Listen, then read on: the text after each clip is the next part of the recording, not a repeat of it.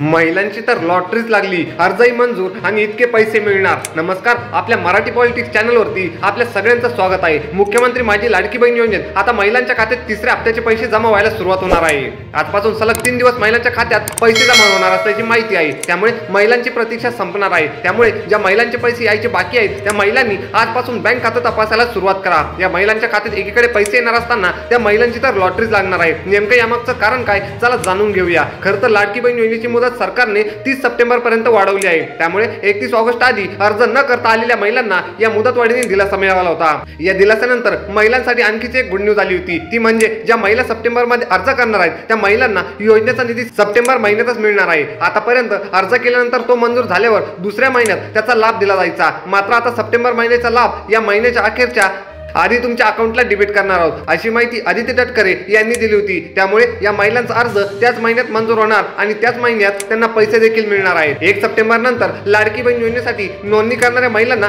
जुलै आणि ऑगस्ट या 2 महिन्यांचा लाभ मिळणार नाही। आता यापुढे ज्या महिन्यात महिला नोंदणी करतील त्याच महिन्यापासून त्यांना लाभ मिळणार आहे, असे आदित्य तटकरे यांनी गडचिरोलीमध्ये म्हटले होते। त्यामुळे या महिलांना 3000 रुपयाचा फटका बसला आहे। मुख्यमंत्री लाडकी बहीण योजनेअंतर्गत आतापर्यंत जवळपास 2,40,00,000पेक्षा जास्त अर्ज प्राप्त झाले आहेत। यामध्ये जुलै महिन्यात अर्ज करणाऱ्या 1,07,00,000 महिलांना ऑगस्ट महिन्यामध्ये लाभ देण्यात आला आहे। तसेच 31 ऑगस्ट रोजी नागपूरमध्ये एक कार्यक्रम झाला, त्यावेळी तब्बल 52,00,000 महिलांना आम्ही या योजनेच्या माध्यमातून लाभ वितरित केला, आदित्य तटकरे यांनी दिली। सप्टेंबर असेल किंवा आतापर्यंत जे काही अर्ज प्राप्त झाले आहेत त्या अर्जांची छाननी सुरू आहे। ती छाननी पूर्ण झाल्यानंतर मला खात्री आहे की 2 कोटीपेक्षा अधिक महिला यासाठी पात्र ठरतील। आमचा प्रयत्न आहे की 2.5 कोटी महिलांना या योजनेचा लाभ द्यायचा, असंही आदित्य तटकरे यांनी स्पष्ट केले आहे। त्याच नवीन आणि ताज्या बातम्या बघण्यासाठी आपल्या चॅनलला सबस्क्राइब करायला विसरू नका।